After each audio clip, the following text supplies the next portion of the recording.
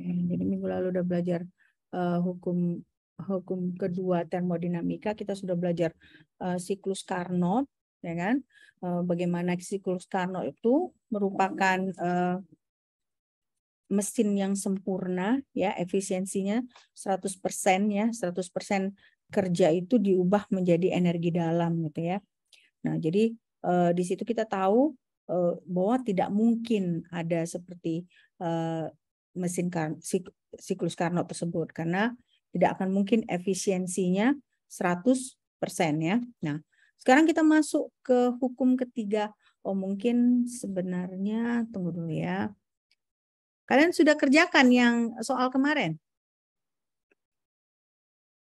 Udah kerjakan belum? Ada yang udah kerjakan? Halo? Ada yang sudah mengerjakan belum? Yang soal yang ini? Ada? Belum ada? Nggak ada yang ngerjain? Oke, jadi saya tunjukkan dulu ya. Nah, ini kan yang ini saya berikan kemarin ke kalian bukan? Iya kan? Soal yang ini bukan? Iya, Mem. Nah, ini kan. Sekarang kita perhatikan baik-baik ya. Nah, jadi ini kan glisin ya, C4H8N2O3. Nah, dia akan membentuk urea, karbon dioksida, dan air. Nah, pertanyaannya itu ada 3. Yang pertama itu tuliskan reaksi yang setara. Nah, jadi berarti reaksi yang setara. Nah, coba kalian kerjakan dulu. Kalau kalian belum kerjakan, bagaimana? Bisa nggak kalian tuliskan reaksi yang setaranya? Saya kasih waktu 5 menit. Coba. Saya coba kerjakan dulu. Baru nanti salah satu dari kalian share ke saya. Kira-kira bagaimana dia? Bisa ya? Bisa kan? Coba kerjakan dulu. Ya udah.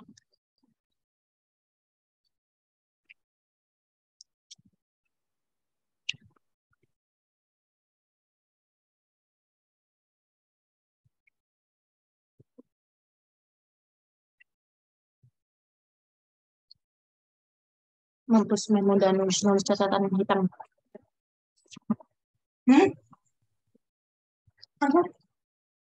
Memo dan nulis catatan hitam, aku bilang.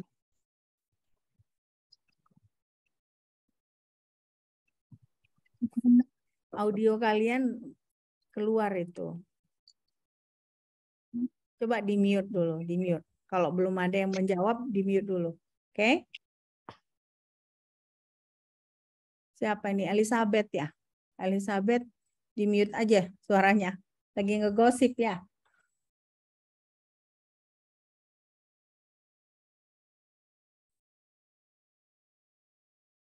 Coba, ada yang sudah bisa?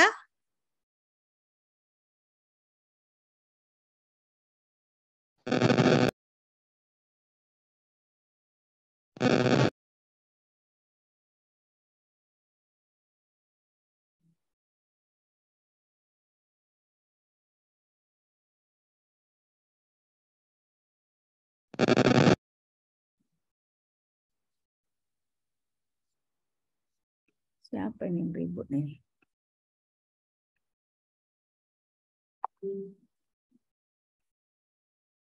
Oke, ada yang ini? Ada yang mau volunteer menjawab? Saya stop share punya saya. Nah, kalian tolong share jawaban kalian. Siapa yang kira-kira mau men-share ini? Kalau mau share gimana, Mem? Caranya? Coba kalian foto. Oh iya ya. Coba kalian tunjukkan aja gini lah dari di layar kalian. Bisa nggak? Kalian tunjukkan jawaban kalian. Siapa ini? Putri. Nah, Putri mau jawab. Bisa nggak kira-kira? Nggak nampak loh, Mem.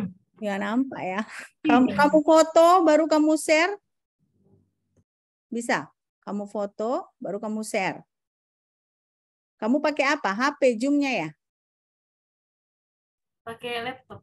Pakai laptop. Coba kamu foto. Terus kamu letakkan di desktop kamu, baru kamu share. Nah, ya kan?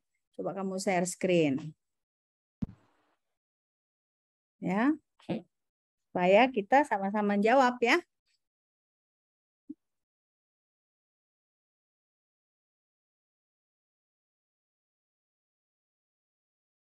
Bisa Putri? Sebentar, Mem. Yang B, Dina bisa jawab? Kira-kira? Mem, masih reaksi kan, Mem? Iya, mesti Oh, reaksi. kirain udah mulai. Enggak dong, enggak. Enggak, maksud saya tanya Dina. Dina bisa jawab yang B enggak? Dina Arfah ya, Dina Arfah. Oke. Nah, ini jawabannya ya. C4H8 N2O3 ditambah 3O2 menjadi NH2 2 kali CO ditambah CO 3CO2 ditambah 2H2O. Nah, jadi sebelah sini kan ada 4 C-nya kan? Nah, kita hitung ini ada berapa C-nya? 4 ya kan, di sini 1, nah, di sini 3. Nah, sebelah sini ada 2 nitrogennya. Nah, kita lihat di sini N ada 2. Nah, baru hidrogennya ada 8, ya kan? Nah, ini 4, nah, ditambah 4 sudah 8 ya. Nah, terakhir dia oksigennya ada 9, benar nggak? 3 di sini, 6 di sini, jadi ada 9 ya. Nah, ini 1, 7, ya kan? Nah, 7 tambah 2, 9. Nah, jadi sudah benar ya. Nah, udah setara. Oke. Nah, sekarang coba stop share Putri. Oke. Nah, kita lihat lagi soalnya tadi kan. Jadi, soal pertama sudah kita jawab. Nah, sekarang bagaimana soal kedua? Hitung delta H dan delta S untuk reaksi pada 298 Kelvin. Nah, kira-kira kalian sudah dapat nggak berapa delta H dari delta H standar dari urea, nah, delta H standar dari karbon dioksida, delta H standar dari H2O, nah, baru delta H standar dari glisil-glisin pada 298. Supaya kita bisa menentukan delta H standar dan delta S untuk reaksi pada 298 Kelvin. Nah, jadi seperti ini rumusnya nanti kan. Nah, kalau delta S-nya itu ya kalian harus cari delta S masing-masing. Jadi delta S total dari delta S produk dikurang total dari delta S reaktan. Nah, tapi jangan lupa dikalikan dengan stoikiometri reaksi yang sudah kita dapat dari reaksi yang disetarakan tadi. Nah, demikian juga untuk entalpi, ya kan? Nah, entalpi juga sama gitu ya, sama rumusnya. Nah, jadi kira-kira berapa jawabannya? Coba kalian kerjain. Sebenarnya saya suruh kan kalian kerjain di rumah ya, tapi nggak apa-apa. Coba kita kerjakan. Bisa ya? Ngerti kan? Caranya B sama C. B sama C pada dasarnya sama rumusnya. Hanya bedanya konstantanya yang B kalian cari pada suhu 298. Yang C pada suhu 330 Kelvin. Ya, nah, itu bedanya. Pada suhu 330 Kelvin. Nah, nanti yang C kalian mencarinya pakai rumus yang ini. Ya, yang ini. Oke. Ya, jadi if calculating at a temperature not equal to 298 Kelvin, nah kalian harus gunakan rumus yang ini. Coba kalian catat. Udah kalian catat nggak minggu lalu? Udah? Udah dicatat ya? Udah, Mem. Udah dicatat ya. Jadi udah tahu kalian kan. Jadi yang ini, rumus yang ini pada 298 Kelvin. Nah, rumus yang ini kalian akan gunakan pada suhu yang tidak sama dengan 298. Nah, jadi kalian bisa masukkan nanti T2-nya itu adalah 298. T2-nya adalah 330, T1-nya 298. Nah, yang ini nilai yang kalian dapat di 298 Kelvin. Jadi kalian bisa dapat berapa yang nilai entropi pada 330. Oke. Sebentar dulu ya. Coba kalian apakan dulu. Udah ngerti kan yang saya maksud? Ngerti nggak? Atau nggak jelas? Hah? Ngerti atau enggak? Nggak ngerti? Belum ngerti? Yang B dulu lah kalian cari. Coba yang B. Nah, yang B ini kan kalau yang 298 kalian bisa pakai rumus yang ini kan? Rumus yang ini. Nah, ya kan? Nah, berarti kalian harus cari di Google atau ntar ya, saya kasih tahu dulu lah berapa. Mungkin kalian repot ntar ya. Saya ituin dulu. Ntar saya lihat dulu di catatan saya ya, ntar ya. Hanya kerjain dulu di rumah tadi kan saya bilang minggu lalu PR ya kan. Memanglah nakal kali ini anak-anak 21C ini ya. Nakal kalian kan? Nakal nggak? Ntar ya, saya kasih tahu dulu.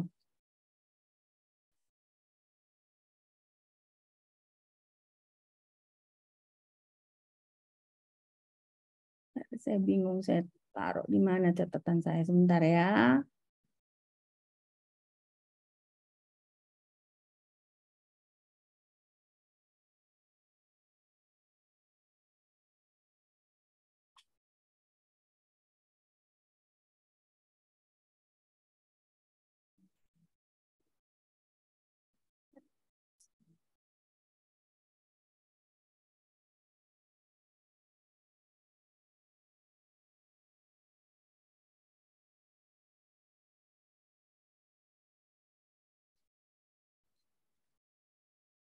Sambil kalian coba-coba dulu.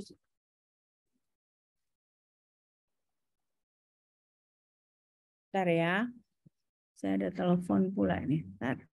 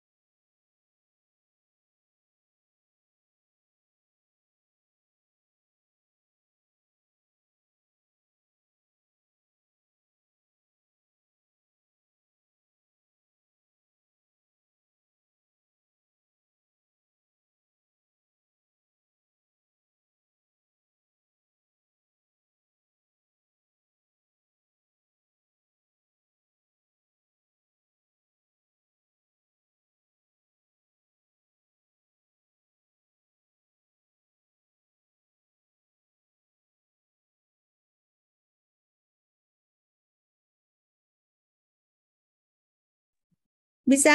Bisa dikerjakan? Nggak bisa ya? Belum bisa ya? Ibu, Nah, ntar ya. Ntar saya ituin. Ntar dulu.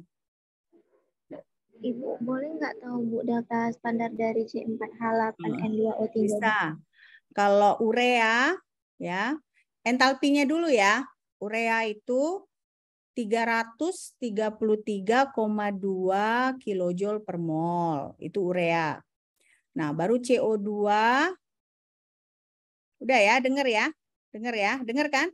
Nah, 333,2 kilojoule per mol. Nah, rumusnya yuk satuannya kilojoule per mol. Nah, untuk CO2 negatif 393,5 kilojoule per mol. Ya kan? Nah, baru untuk H2O negatif 285,8. Nah, untuk glisin dia negatif 745,25 kilojoule per mol. Nah, itu baru entalpi ya. Baru entalpi. Nah, karena kan tadi pertanyaannya apa? Kan harus ditanya dulu berapa entalpinya, baru berapa entropinya. Coba kalau udah kalian ketahui satuannya, kalau udah ketahui konstantanya, berapa entalpinya? Coba hitung. Nah, kalau untuk entropinya juga perlu.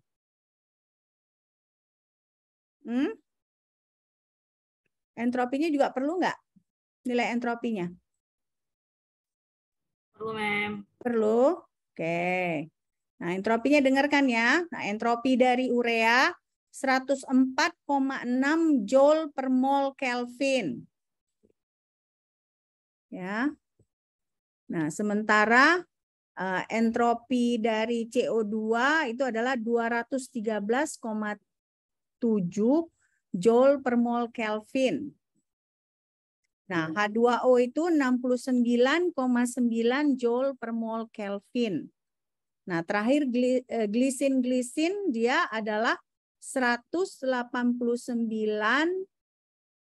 joule per mol Kelvin. Nah, entropi O2 dia 205,1 joule per mol Kelvin.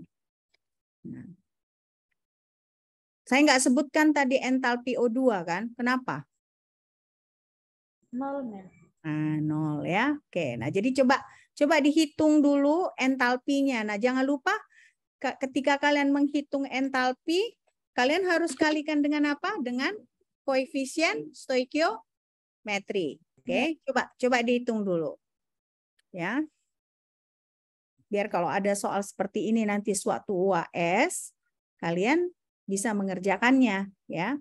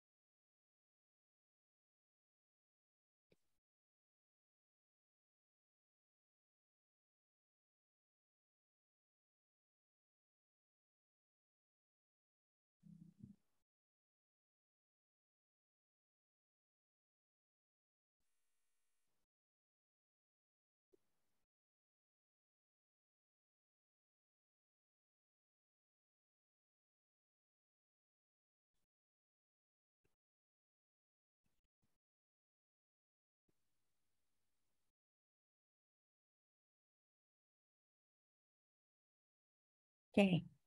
Caranya seperti ini kan, kalian menghitungnya kan. Nah, kalian harus kalikan entalpi standar dari urea, kalikan 1. Kenapa 1? Karena ini kan 1 dia kan. Dia koefisien stoikiometrinya 1. Jadi kalikan 1.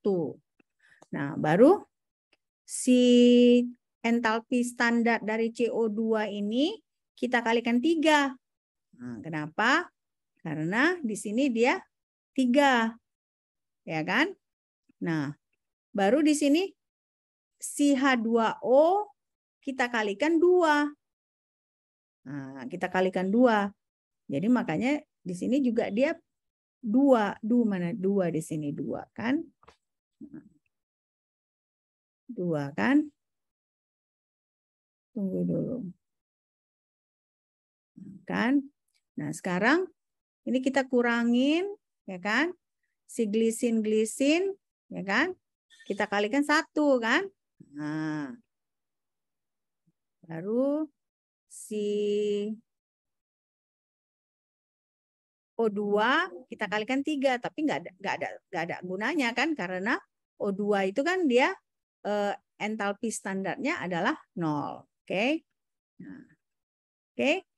Nah, berapa jawabannya kalian dapat? Berapa jawabannya? Ada yang udah dapat belum? Coba yang Nah, minus 1343,05. minus 343,05. kita lihat ya. Minus 673,6. Ada tadi yang salah dengar kamu kali ya, entalpinya. Ada yang salah dengar? Coba di mana letak kesalahannya?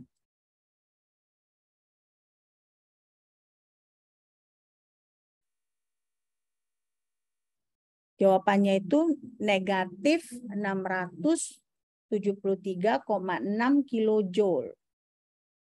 Nah, di mana? Ada nggak yang dapatnya sama seperti jawaban saya? Nggak ada. Nggak ada yang dapat sama. Kira-kira di mana kesalahan kalian? Mayang dapatnya berapa? Yang glisin itu Mem minus 745,25 ya Mem? Yang mana? Minus 745,25.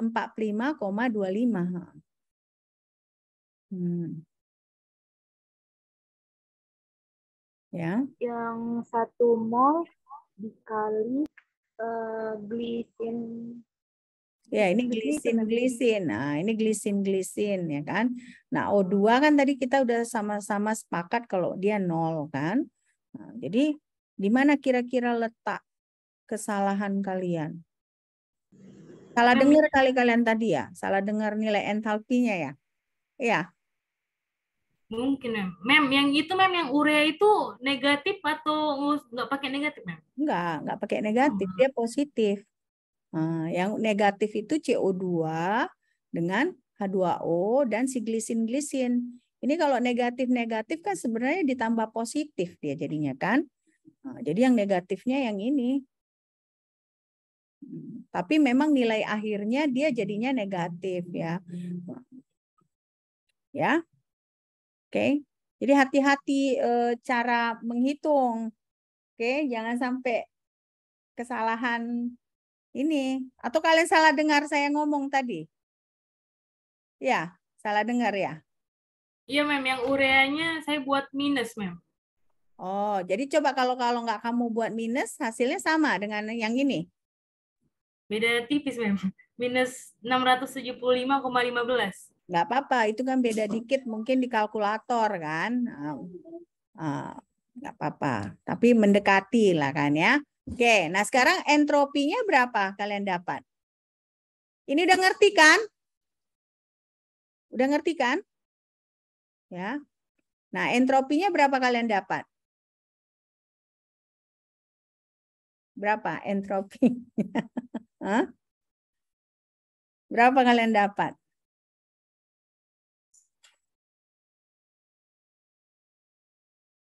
Semua coba ngitung ya, jangan maksudnya oh malah udahlah Mayang aja yang ngitung, Putri aja yang ngitung. Yang lain juga harus coba ya.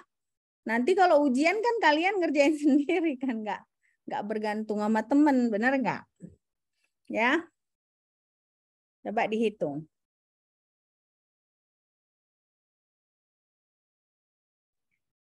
Mau nyoba, Mem? Nah, coba. Putri berapa? 80,7 Joule per mol Kelvin. Benar. 80,3 Joule per Kelvin saya bikin ya. Saya dapatnya. Oke? Ya, udah ngerti ya?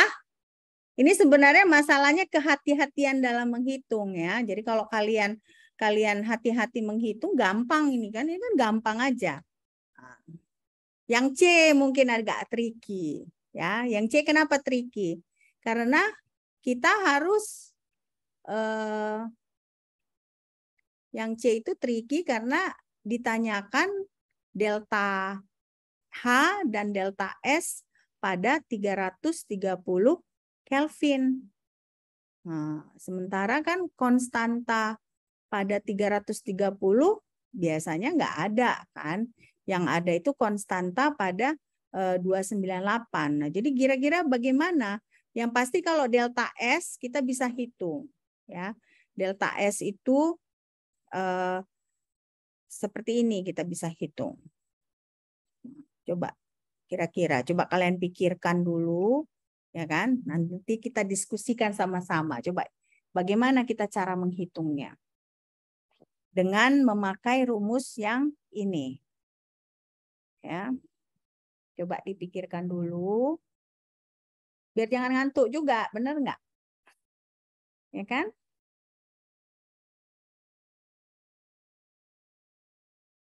Ini termasuk soal yang sulit ya. Menurut saya ini bukan soal yang gampang ya. Jadi enggak. Makanya coba kalian pelajari baik-baik.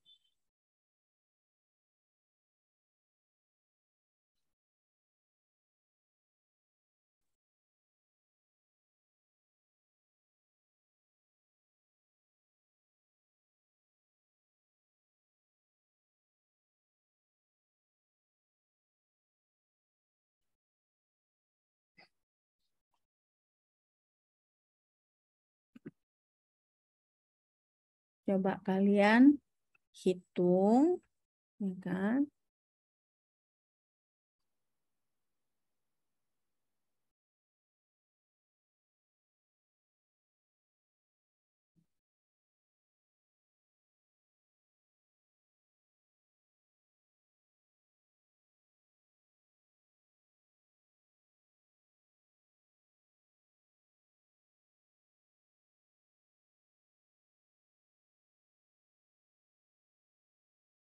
Ini rumusnya ya. Rumus untuk menghitung delta H dan delta S pada 330 Kelvin. Nah, jadi yang kalian perlu cari itu pertama kalian perlu mencari delta CP.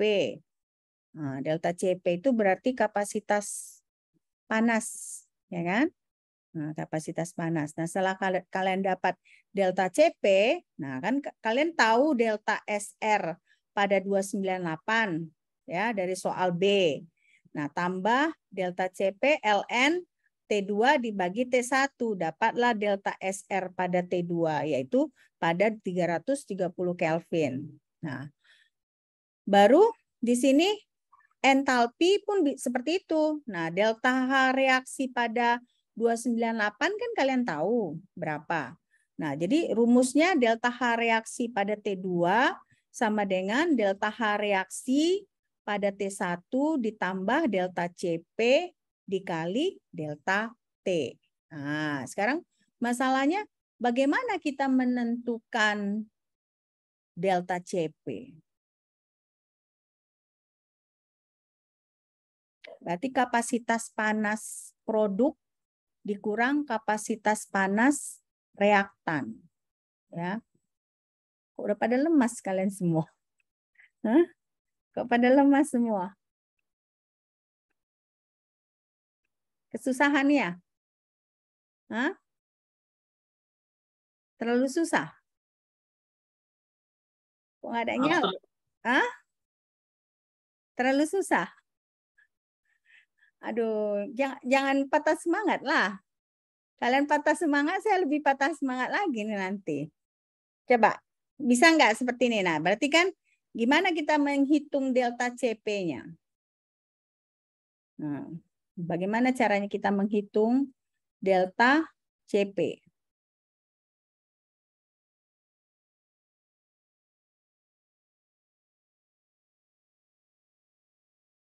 Coba, bagaimana ini?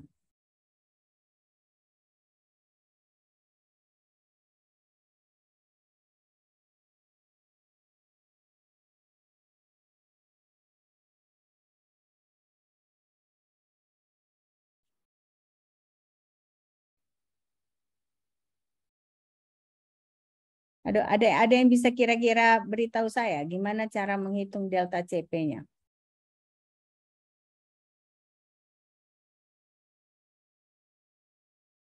Coba dipikirkan dulu, dipikirkan.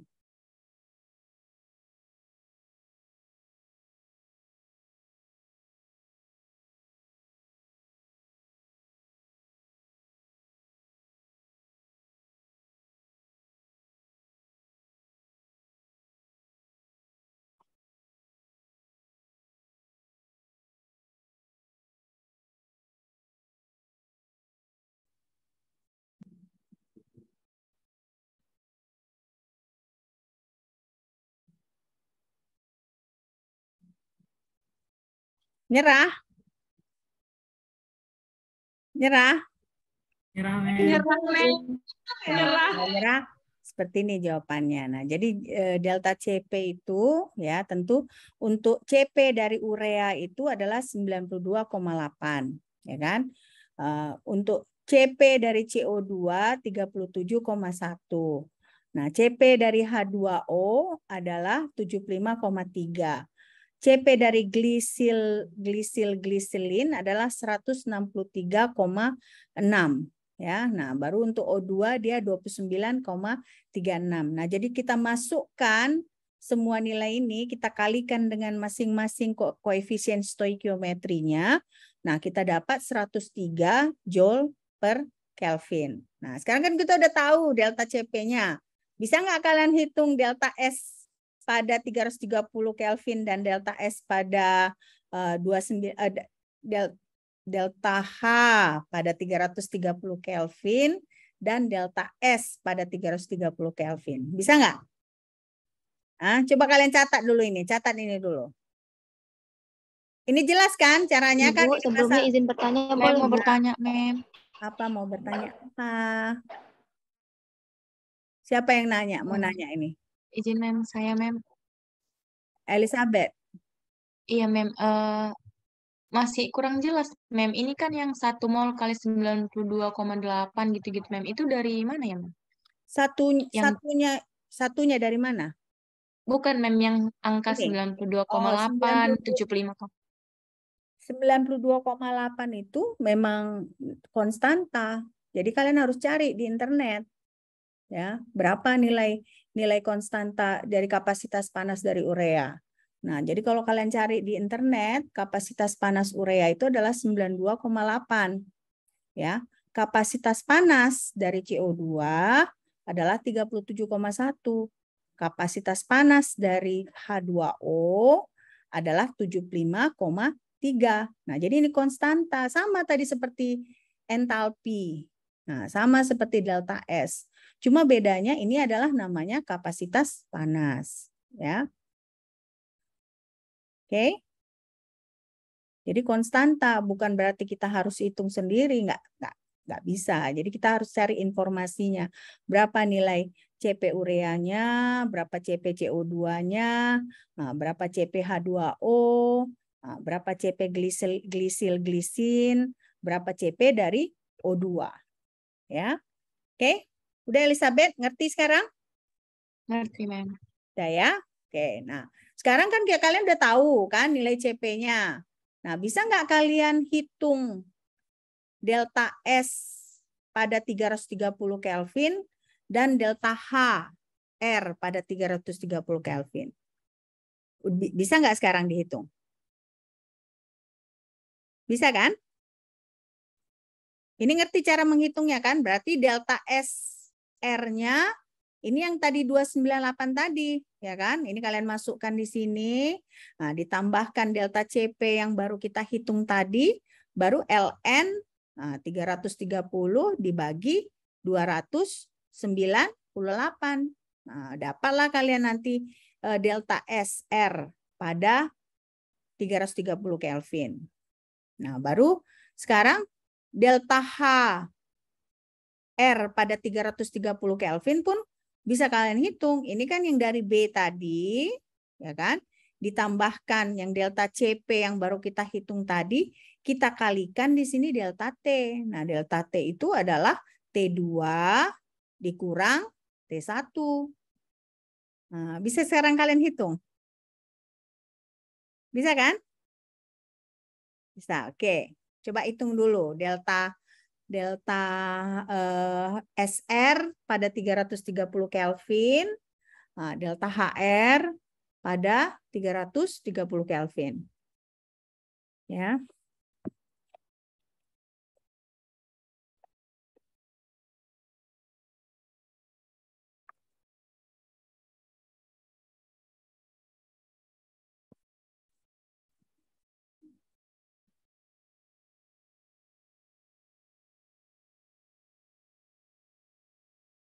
Nah, semangat, semangat. Udah berapa minggu lagi kita ini? Kita tinggal bertemu berapa minggu lagi? 3 minggu lagi ya?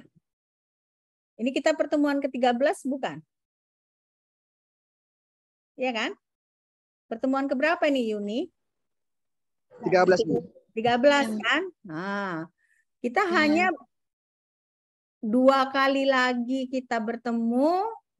Nah, udah gitu UAS kita. Jadi makanya harus kalian belajar ya. Jangan pula nanti ada yang ngulang ya. Oke? Nah, kenapa saya kasih contoh-contoh soal seperti ini? Supaya kalian bisa berlatih. Nah, saya nggak yakin kalian berlatih sendiri di rumah. Makanya saya kasih contoh-contoh soal seperti ini. Supaya kalian dipacu untuk mengerti. Oke? Nah, udah dapat belum? Delta SR-nya berapa? Delta HR-nya berapa?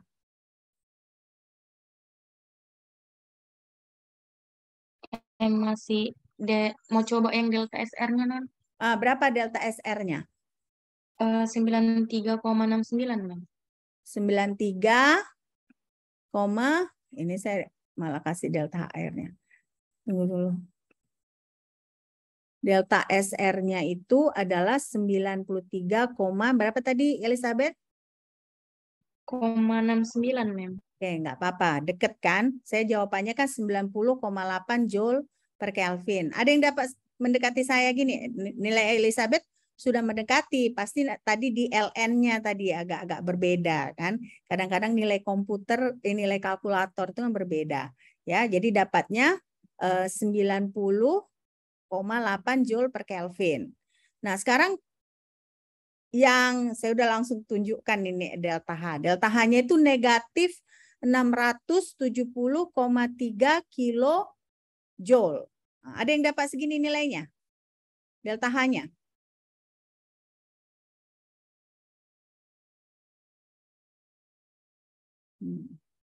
Nah, dari sini apa kesimpulannya? Ada kesimpulannya ini kan? Jauh berbeda kan? Delta H dengan tunggu dulu. Tadi delta H pada 298 berapa tadi? Ada yang ingat? 673,6, Mem. 600 negatif kan? 673,6 kilojoule. Nah, jadi dikit aja kan? Beda dikit suhu, dikit aja perubahannya kan? Karena ini pada 330 dia negatif 670,3 kilojoule. Nah, sementara tadi entropi reaksi pada 298 berapa? 60-an tadi bukan? 60-an kan? 60-an. 80-an, Mem. 80-an. 80,3, Mem. 80,3, Mem. 80,3 kan? Nah, 80,3. Sementara ini tadi pada 330 dia 90,8. Nah, dia lebih agak banyak perubahannya. Ya kan? Nah, jadi di sini kita bisa lihat bahwa entropi itu, ya kan? Ini ada kesimpulannya. Si entalpi itu tidak berubah secara signifikan terhadap suhu, ya. Sementara si entropi reaksi ini dia kalau kalian hitung perubahannya, peningkatannya itu ada 13%. Berarti dari sini kita bisa tahu bahwa entropi itu lebih sensitif terhadap suhu dibandingkan entalpi. Ya. Jadi entropi lebih sensitif terhadap suhu dibandingkan entalpi. Nah, ini udah selesai kalian catat belum? Udah? Belum, Mem. Belum? Oke, catat dulu. Catat dulu biar kita masuk ke hukum ketiga, ya. Hukum ketiga. Hukum kedua aja masih kesulitan kita ya, masuk lagi hukum ketiga ya. Izin, Mem. Ya. Yang tadi di delta SR-nya itu ternyata Mem, iya Mem beda di LN. Kalau Mem kan 0,103. Kalau aku Mem 0,13. Jadi kalau aku hitung pakai punya Mem, dia hasilnya 90,9 Mem. Berarti makanya saya bilang tadi kan, kamu itu pasti perbedaannya di LN. Karena kan lain kalkulator, nah, kadang-kadang lain dia nilainya. Oke? Ya? Oke, Elizabeth? Oke, Mem.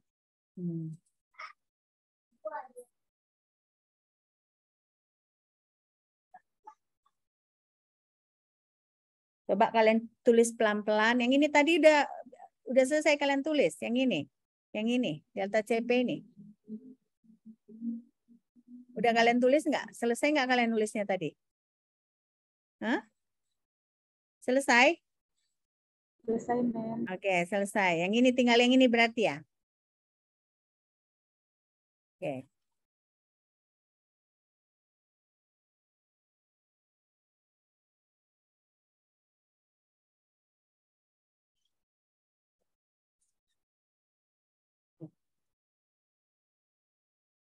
Kalau saya sebenarnya terus terangnya, saya paling suka pelajaran termo ini ya. Sebenarnya ya. Kalau kita rajin berlatih, sebenarnya berlatih soal, pasti bisa. Ya. Saya udah cerita kan, minggu lalu kan, di universitas saya dulu, kalau ngambil termo itu rata-rata yang lulus 2-3 kali gagal gitu ya. Baru lulus. Ya. Jadi kuncinya banyak berlatih. Memang kalau kita nggak berlatih, nggak akan bisa. Kenapa?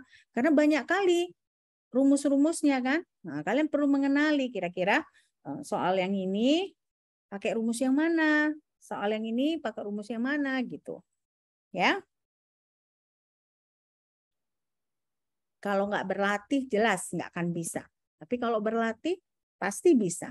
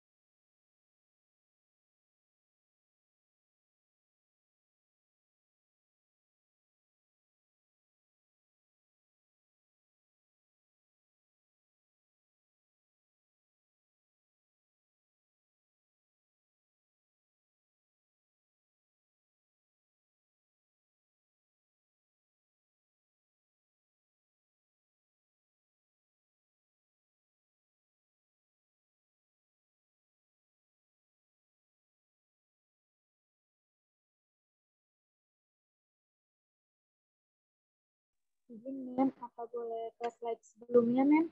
Boleh, ntar yang mana? Yang perhitungan tadi, Mem. Oh iya, apa saya ya tadi ya? Bentar ya.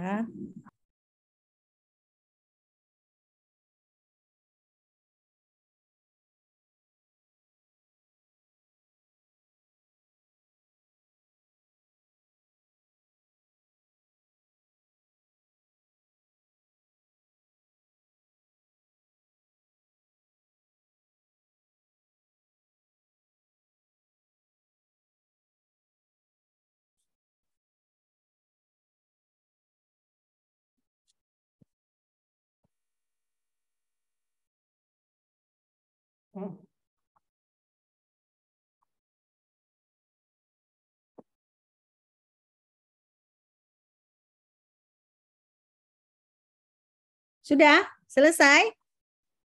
Belum? Udah, Mem. Udah? Mayang masih nulis ya? Udah selesai? Oke. Oke. Nah, kalian sekarang gimana? Mau latihan lagi atau kita lanjutkan ke hukum ketiga? Coba saya tanya ke kalian. Nggak apa-apa, kita lambat. Asalkan paling nggak tiap topik kalian ngerti. Gimana? Mau lanjut hukum ketiga atau mau satu soal lagi? Latihan lagi, Mem. Latihan lagi, oke.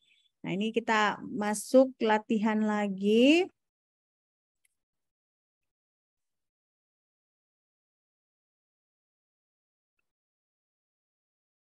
Oke, coba kalian kerjakan ini. Nah, jika 1 mol gas ideal memuai dalam piston secara isotermal dari tekanan 10 bar hingga 1 bar. Berapakah nilai W, Q, delta U, dan delta H ketika ekspansi bersifat reversibel? Nah, baru yang berikutnya, ekspansi terjadi melawan tekanan eksternal 0, menjadi ruang hampa. Oke, coba dilihat-lihat catatannya, ya kan? Kira-kira gimana kita mengerjakan ini?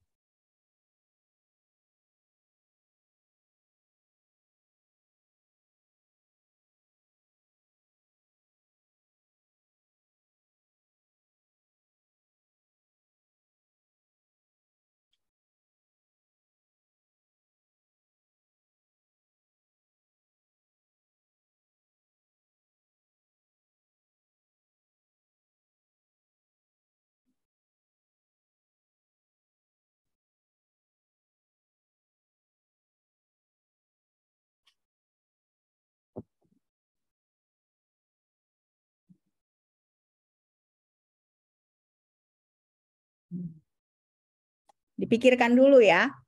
Nanti baru kita diskusikan lagi. Coba kalian pikirkan dulu kira-kira ini W-nya berapa? Kalau misalnya reversible, W-nya berapa? Ya kan? Minggu lalu kan kita belajar reversible dengan irreversible, ya kan?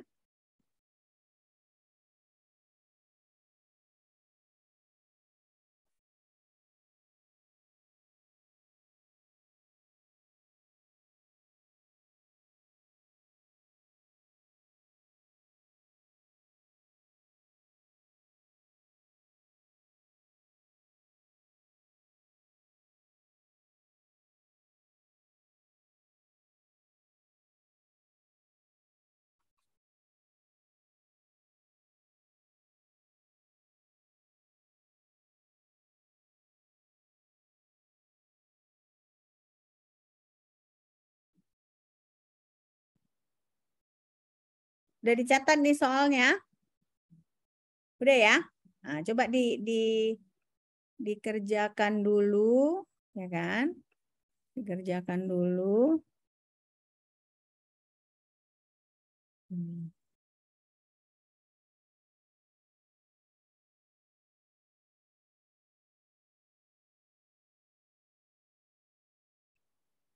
bagaimana rumus W? Rumus kerja.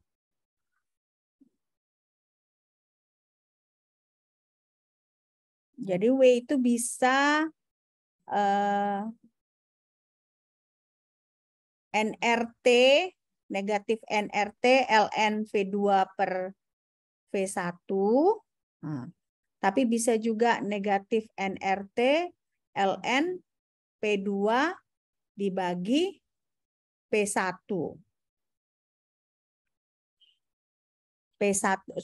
Negatif NRT, ln P1 dibagi P2.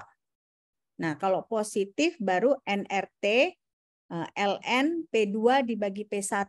Jadi kalau P1 dia P2-nya yang di atas. Kalau positif dia P2 dibagi P1. Tapi kalau negatif baru P1 dibagi P2. Berarti artinya kalau dia negatif yang kecil tekanannya yang di atas. Tapi kalau positif yang besar tekanannya yang di atas. Oke. Nah, coba berapa nilai W-nya? Kalau seperti itu. Dari soal kita ketahui kan tadi kan W-nya P-nya kan dari 10 bar ke 1 bar. Nah, jadi sekarang bisa nggak kita menghitung kerja? Berapa kerjanya? Ya kan? Nah.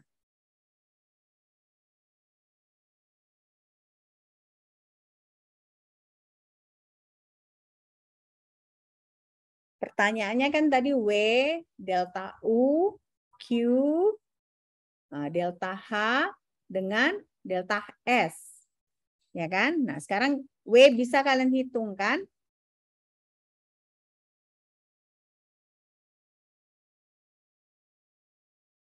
Berapa W-nya?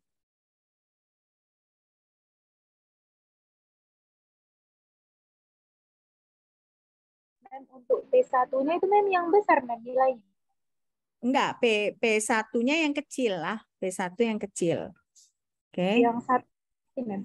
P1-nya yang kecil. Jadi kalau kalian mau pakai P2 di atas, berarti kan dia pakai positif, ya kan? Nah, 10 dibagi 1, berarti ln 10. Nah, dari soal kita ketahui apa aja tadi? Kita ketahui T enggak?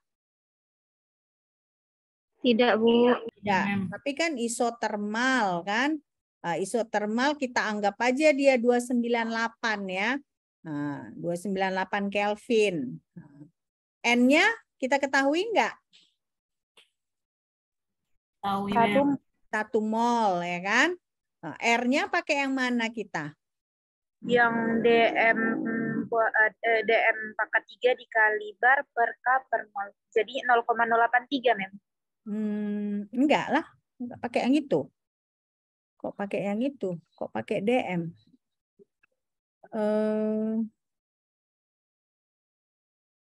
Pakai yang 8,314 Joule per mol Kelvin ya.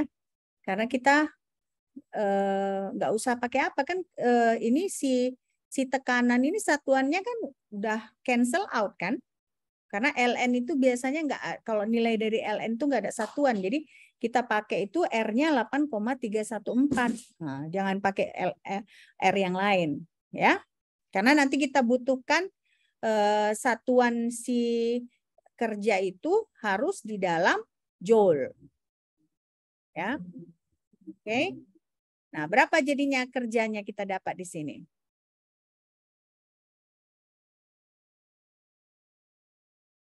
Berapa kerjanya? Coba Mem. Hah? Berapa? 2.477,721. 2.400. Belum. Belum kan? Saya itu masih NRT-nya bukan? Ya kan? Iya, Mem, masih NRT. Masih NRT-nya yang kamu jawab itu. Belum kamu kalikan dengan ln 10 ya. 19,122 Mem. Enggak 19,122. 1077,2 Mem. Saya langsung share aja lah ya. Enggak, bukan. Jawabannya 5.710 joule. Tadi sih Putri baru jawab sampai di sini. Belum Putri kalikan 2,303. Ya. Ln 10 berapa? 2,303 bukan? Iya, Mem. Nah, makanya jawabannya 5.710. Nah, Putri di mana? Mayang di mana salahnya tadi? Di mana Mayang salah? Mayang tadi yang jawab kan? Iya. 2,30 tadi. 2,30.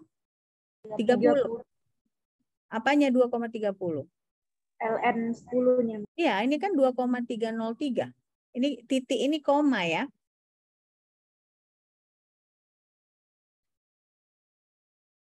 Nah, 2,303 dikalikan 2.477,6.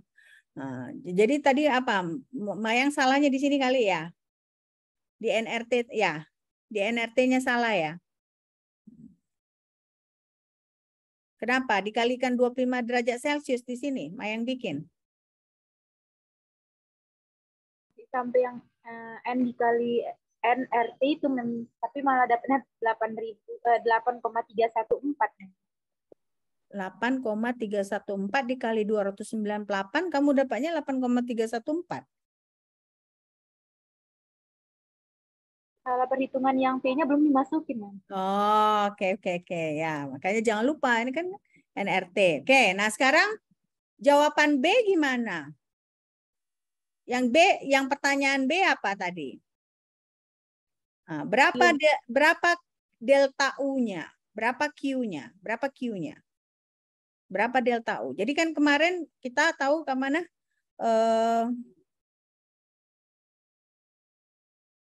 Yang rumus minggu lalu ingat nggak? Delta U sama dengan delta U sama dengan Q ditambah W. Delta U sama dengan Q ditambah W, ya kan? Nah, ini kan katanya reversible, isotermal. Berarti delta U-nya berapa? 0, Mem. Delta U-nya 0. Nah, berarti karena delta U-nya 0, Q-nya berapa? 5. Q-nya sama dengan? Pegawai. 5.700. Negatif W. Berarti W yang kalian dapat tadi, itu kalau kalian tambahkan nilai negatif, itulah nilai Q-nya. Nah, jadi kalau ada soal-soal seperti ini, kalian harus perhatikan apa artinya reversible. Ya kan? Nah, kalau reversible itu isotermal lagi reversible, berarti delta U-nya sama dengan 0. Nah, ini baru kalian masukkan hukum pertama termodinamikanya kan, delta U sama dengan Q tambah W. Nah, kalau 0 delta U-nya otomatis Q sama dengan negatif W. Ya. Nah, sekarang delta H sama delta S-nya bagaimana kita mencarinya? Oke, sekarang coba pikirkan lagi. Memang ini kan soalnya banyak yang mau kalian cari kan, nah, tapi kan kalian bisa pikirkan. Nah, coba kalian pikirkan bagaimana delta H-nya.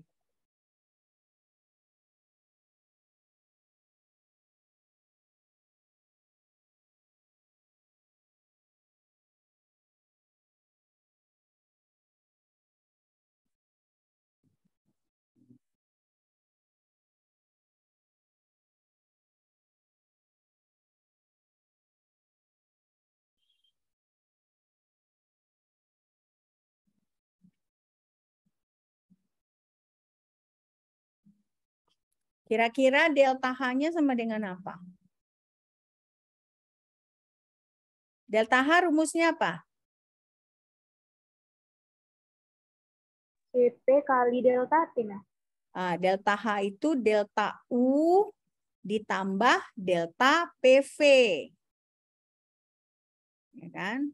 Ditambah delta PV.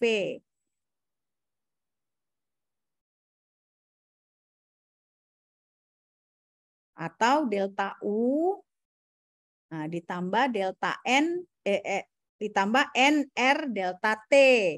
Nah, jadi kalau kita kan berarti kan delta H itu dia sama dengan delta U ditambah NR delta T. Nah, delta T-nya berapa? Di sini. Dia prosesnya bagaimana tadi? Isobar kah? Isokor kah? Isoterm kah tadi prosesnya soal tadi? Isotermal. Isoterm. Nah, kalau isoterm tadi kan delta H sama dengan delta U ditambah NR delta T. Nah, jadi delta H-nya sama dengan berapa? 0, Mem.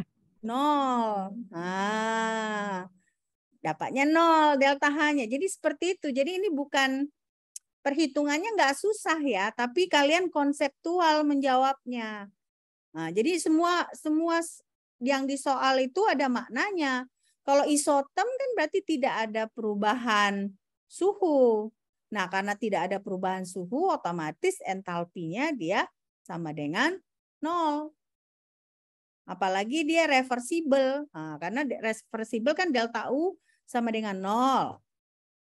Isoterm delta T-nya sama dengan 0. Nah, otomatis entalpinya sama dengan 0. Nah, sekarang kalau entropinya bagaimana? Bagaimana kita mencari entropi? Entropinya 0 juga. Ya. Kenapa 0? Karena kan si Q itu sama dengan negatif W. Ya kan? Nah, jadi entropi itu kan entropi total itu entropi sistem ditambah entropi lingkungan. Dia kan berlawanan tandanya kan? Nah, jadinya dia sama dengan 0. Ya. Nah, jadi ini memang soalnya bukan soal yang perhitungannya rumit, ya, tetapi dia jadi konsepnya yang kalian harus tahu. Nah, jadi saya jelaskan lagi. Ini prosesnya isotermal. Nah, karena dia isotermal, dia itu delta U-nya sama dengan 0. Nah, akibatnya Q sama dengan negatif W. Ya. Nah, delta H itu bisa kita hitung dengan memakai rumus delta U ditambah delta PV atau delta U ditambah NR delta T. Nah, delta U-nya kan kita tahu udah 0. Karena prosesnya isotermal, otomatis delta T-nya 0. Makanya di sini entalpinya adalah 0. Oke. Nah, sementara delta S ini kan delta S sistem ditambah delta S surrounding. Nah, delta S sistem itu berarti kerja dibagi suhu. Nah, baru ditambah ini kalor dibagi suhu. Ya kan? Nah, ini kan nilainya dia berlawanan tandanya, kan satu positif, satu negatif. Nah, sama nilainya, sama besarnya, tapi tandanya berlawanan. Akibatnya apa? Entropinya adalah sama dengan 0. Ya. Nah, jadi makanya di sini kalau kalian nggak berlatih, ya kan? Gimana kalian mau mengerti banyak soal seperti ini? Ya, jadi harus banyak berlatih. Oke, cerewet saya ya. Cerewet kan? Oke, kita masuk ya. Tapi cerewet lebih bagus daripada saya baik-baik ke kalian, ya kan? Tapi kalian ternyata nanti ujian nggak bagus, ya kan? Oke, nah sekarang kita masuk hukum ketiga dari termodinamika ya. Nah, hukum ketiga termodinamika itu dia berbicara tentang entropi juga. Tapi apa bedanya dengan entropi yang sebelumnya? Bedanya di sini entropinya ada kaitannya dengan bentuk kristal. Nah, kristal yang sempurna pada 0 Kelvin. Ya. Jadi makanya di sini hukum ketiga termodinamika itu ada kaitannya dengan nilai entropi pada 0 Kelvin. Nah, makanya di sini kan secara kualitatif entropi itu berbeda dari fungsi termodinamika yang lain. Ya, berbeda dia. Nah, jadi ada kaitannya dengan kristal yang sempurna. Nah, jadi kita lihat sini, ini perhatikan. Saya dapat ini di satu lecture note dosen yang lain. Kita mau lihat di sini, ini ada kristal yang rapi. Rapi ini kan, nah, dia tertata rapi. Nah, suhunya berapa ini? Suhunya 0 Kelvin. Nah, di sini S-nya, entropinya sama dengan 0. Kerjanya sama dengan 1. Nah, begitu kita naikkan suhunya, yang berarti suhunya lebih besar dari 0, akibatnya bagaimana? Nah, ini dia akibatnya susunan kristalnya nggak rapi lagi. Ya kan, nggak rapi lagi. Yang tadinya ini tertata rapi, nah ini kan nggak rapi kan, acak dia. Nah, jadi berarti di sini T-nya lebih besar dari 0.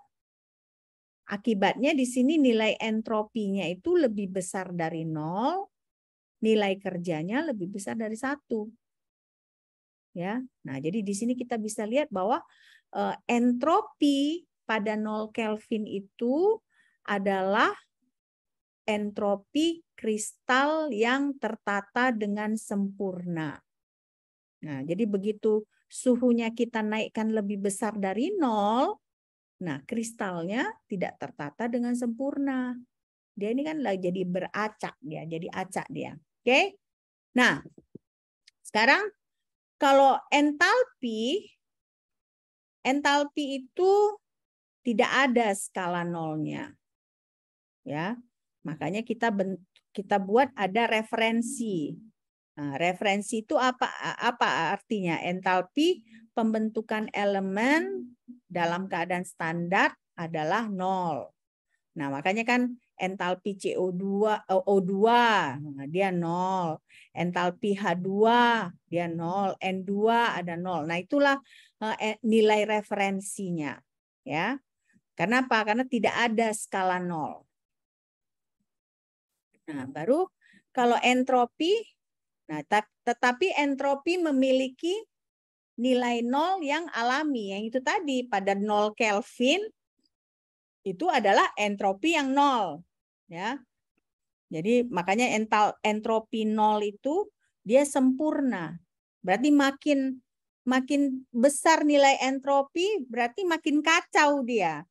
Nah, makanya kita selalu kaitkan bahwa entropi itu ada kaitannya dengan sesuatu yang kacau. Nah, jadi makanya kenapa? Karena di sini kalau entropi pada 0 Kelvin, nah dia keteraturannya sempurna. Jadi makanya harus ada 0 pada skala suhu. Nah, sekarang kita lihat di sini. Jadi entropi kristal yang teratur pada 0 Kelvin adalah 0. Nah, itu udah tetapan ya. Nah, sekarang kita bisa hitung entropi molar absolut.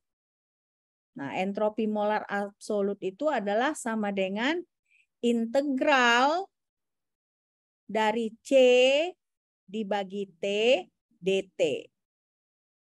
Nah, C itu apa? C itu adalah kapasitas panas. Ya. Nah, jadi inilah entropi molar. Oke, entropi molar. Nah, inilah yang kita sebut sebagai entropi hukum ketiga. Ya, entropi hukum ketiga. Oke. Nah, sekarang berarti kapasitas panas kan? Bagaimana dengan suhu? Kapasitas panas ini bergantung pada suhu. Ya, bergantung pada suhu. Nah, jadi kenapa? Karena kapasitas panas itu kan juga dia harus diukur berdasarkan suhu. Nah, jadi makanya sangat sulit mengukur kapasitas panas mendekati 0 Kelvin. Ya, sangat sulit. Kenapa? Karena pada 0 Kelvin itu kan dia kristal itu dia tertata sempurna gitu ya. Nah, tapi kalau misalnya kita berubah suhu kan dia si zat ini mengalami perubahan fase yang tiba-tiba gitu. Jadi makanya ada kesulitan untuk mengukur kapasitas panas mendekati 0 Kelvin. Oke. Nah, jadi makanya kita pakai ekstrapolasi Debye namanya. Nah, ekstrapolasi Debye ini menyatakan bahwa pada suhu yang sangat rendah, kapasitas panasnya sebanding dengan suhunya. Nah, pada suhu yang sangat rendah. Oke. Nah, berarti di sini kita bisa tahu ya, untuk proses yang spontan, nah, si delta S ini lebih besar dari 0. Oke, oh kalian belum selesai nyatat ya? Sampai mana tadi belum selesai nyatat? Sampai sini? Dari mana? Dari sini? Hah? Ini udah selesai dicatat belum? Belum, Mem. Udah? Belum? Mem. Dari sini udah selesai? Jangan-jangan dari awal belum ya? Iya, Mem, dari awal. Oh, dari awal. Oke, nah ini coba catat dulu. Saya kadang-kadang terlalu cepat ya. Oke, coba catat dulu ya.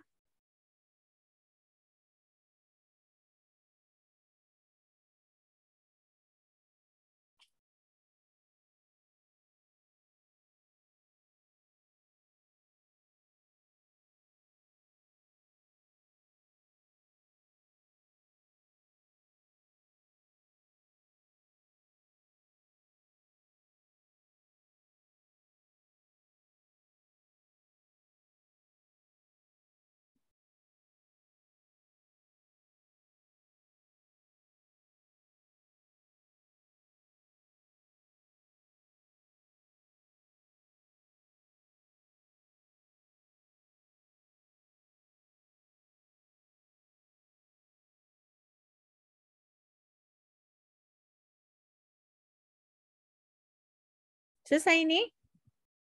Belum? Belum, oke.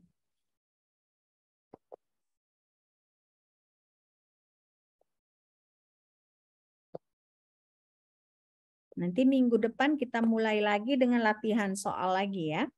Biar kalian semakin, biar ada modal gitu nanti pas ujian ya.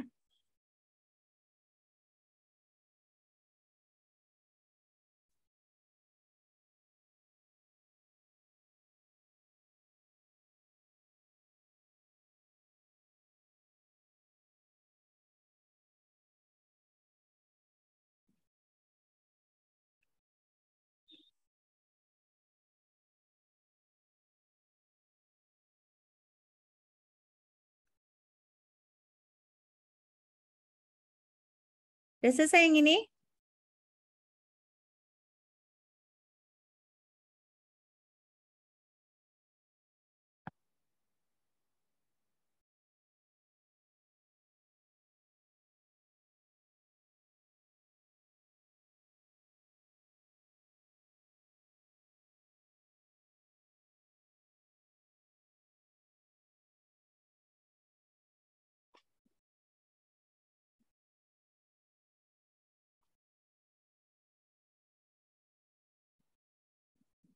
Udah ya, udah selesai yang ini ya. Nah ini coba, ini yang pentingnya ya, supaya kalian lihat bahwa pada T sama dengan 0 Kelvin, nah bisa juga kalian gambarkan ya.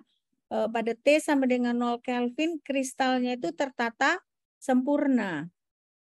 Nah sementara pada T lebih besar dari 0, nah, kristalnya itu dia jadi tidak tertata dengan sempurna, dia jadi acak gitu ya. Nah, makanya di sini pada kristal yang tertata sempurna, entropinya sama dengan 0. Nah, sementara pada kristal yang dia tidak tertata dengan sempurna, entropinya lebih besar dari 0. Ya, jadi bisa, maksudnya kalian buat catatan gitu di catatan kalian bahwa itu perbedaannya, bahwa dengan meningkatnya suhu ya terjadi ketidakteraturan pada kristal, pada struktur atom di dalam kristal. Nah, akibatnya entropinya juga bertambah. Ya. entropinya bertambah.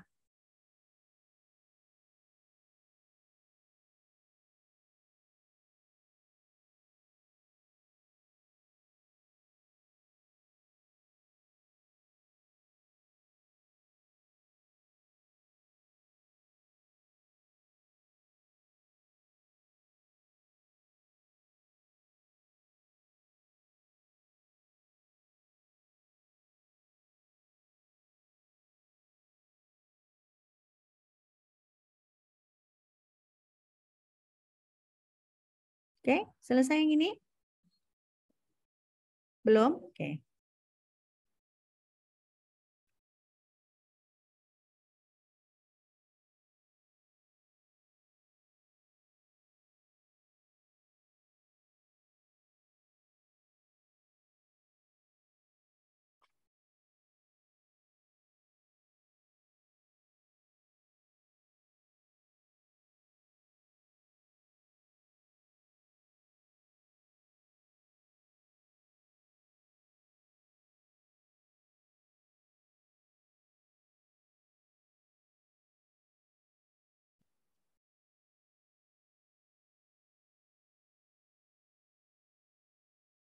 Udah?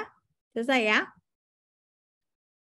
Nah, ini baru di sini ini dengan kaitannya dengan entalpi ya, dia mau dibandingkan gitu antara entropi dengan entalpi. Nah, jadi kalau entalpi itu nggak ada skala nolnya, beda dengan tadi entropi kan. Entropi dia pada saat T sama dengan 0 Kelvin dia memang benar-benar nol. Nah, tapi kalau entalpi ini nggak ada skala nolnya. Jadi makanya dia harus ditetapkan nilai referensinya. Makanya di sini disebutkan bahwa kalau ada entalpi pembentukan elemen dalam keadaan standarnya, nah itulah nilai nolnya. Nah, jadi bukan nilai nol sebenarnya, ditetapkan sebagai nilai referensi. Nah, itu bedanya antara entalpi dengan entropi. Kalau entropi memang dia nol pada 0 Kelvin. Ya.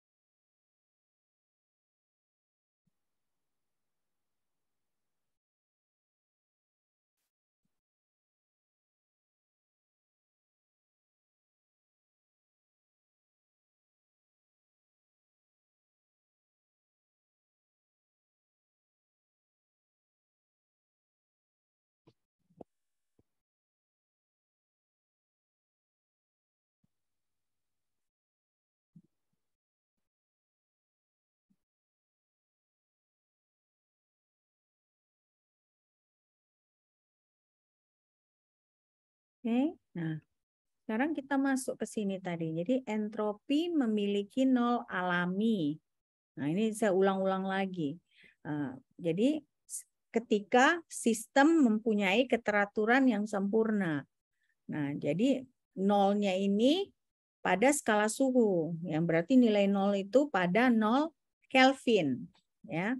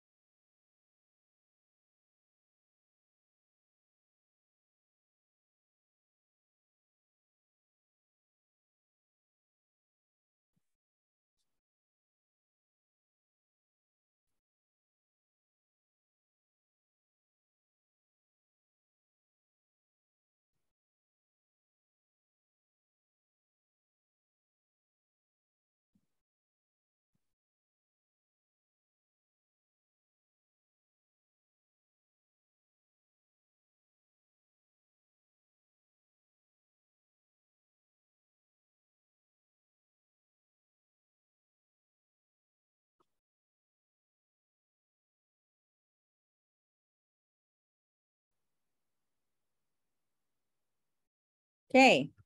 Nah, lanjut kita kan. Nah, jadi berarti kita bisa menghitung entropi molar. Nah, berarti entropi molar itu kan bergantung pada suhu. Makanya entropi molar itu sama dengan integral 0 sampai T C dibagi T dt. Nah, C itu apa? C adalah kapasitas panas. Nah, inilah yang kita sebut sebagai hukum ketiga termodinamika. Nah, jadi entropi hukum ketiga termodinamika.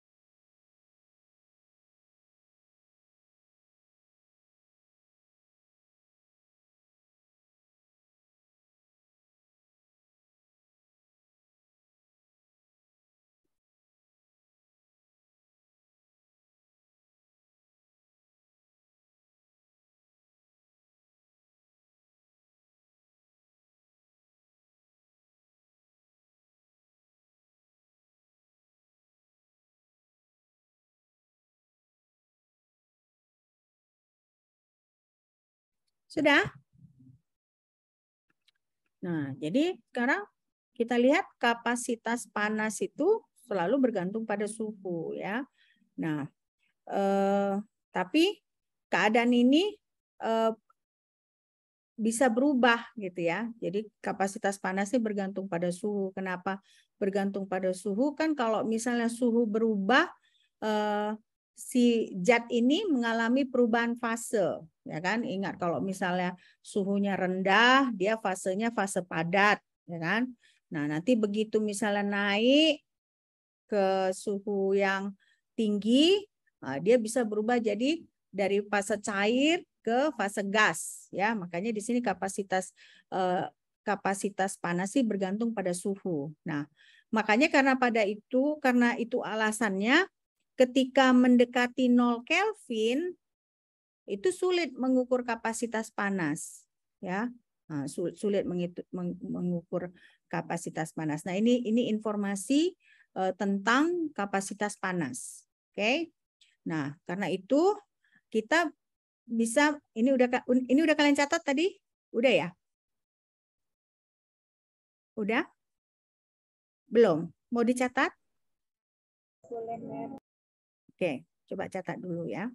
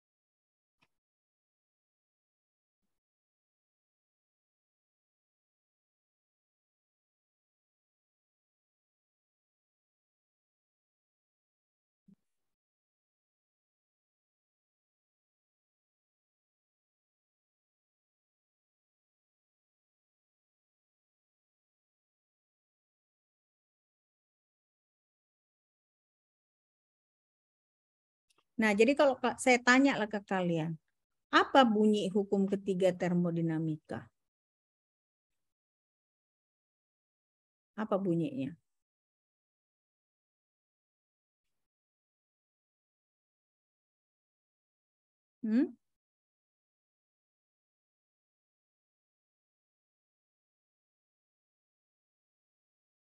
Jadi bunyinya itu entropi dari kristal yang sempurna adalah 0 pada T sama dengan 0 Kelvin. Ya. Nah, itu bunyinya. Jadi supaya kalian tahu sampai kita slide ke-7 ini intinya itu. Jadi entropi kristal yang sempurna adalah 0 pada T sama dengan 0 Kelvin. Oke. Nah, itu dia. Oke. Nah, ini selesai ya. Nah, sekarang kita masuk bahwa ya tadi kan kapasitas panas itu kan dia bergantung pada suhu. Nah, tapi ada namanya ekstrapolasi Debye. Nah, ekstrapolasi Debye ini menyatakan bahwa pada suhu yang sangat rendah, 0 Kelvin itu kan mendekati 0 Kelvin itu kan sangat rendah, ya kan? Nah, kapasitas panasnya sebanding dengan suhunya.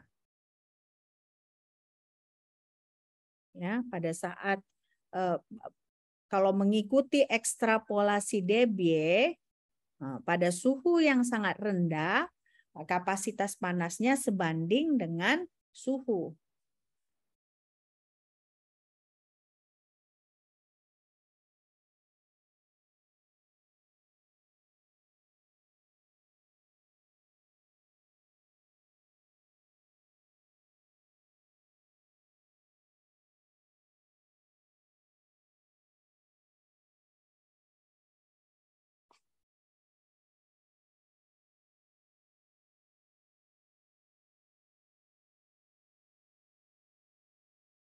Oke. Nah, baru di sini kita lihat bahwa kalau misalnya delta S, tadi kan naik suhu, entropinya juga lebih besar dari 0 gitu ya. Nah, apa akibatnya kalau dia lebih besar dari 0? Nah, disitulah berarti kalau misalnya kita mau menyatakan suatu proses spontan atau tidak spontan, nah itu ada kaitannya dengan delta S universe-nya. Nah, delta S universe lebih besar dari 0, nah berarti prosesnya spontan. Nah, tapi di sini kan kalian ingat kalau delta S universe ini kan merupakan jumlah dari delta S lingkungan ditambah dengan delta S sistem kan. Makanya di sini disebutkan perhitungannya itu agak rumit. Nah, kenapa? Karena kita tidak hanya harus memperhitungkan entropi sistem, tetapi juga entropi lingkungannya. Nah, tadi kan di contoh soal tadi kan berapa delta S-nya? Nah, delta S-nya itu disebutkan adalah delta S sistem ditambah dengan delta S lingkungan. Ya kan? Nah, makanya kalau ada suatu proses yang spontan, berarti delta S-nya lebih besar dari 0, nah, perhitungan delta S universe-nya itu tidak gampang untuk dilakukan. Ya. Nah, tidak gampang untuk dilakukan.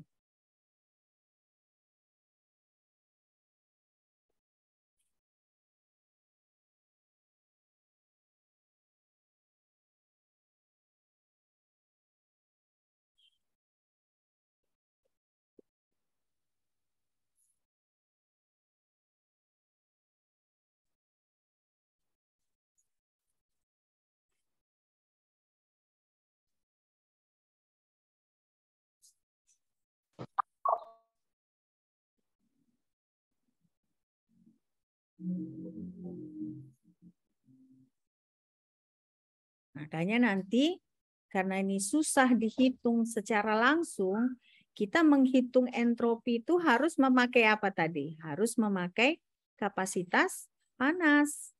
Nah, balik lagi kita ke contoh soal tadi kan, makanya si perubahan entropi, kalau kita misalnya tahu satu entropi pada satu titik suhu, ya, berarti misalnya tadi kan kita tahu entropi pada 298 Kelvin.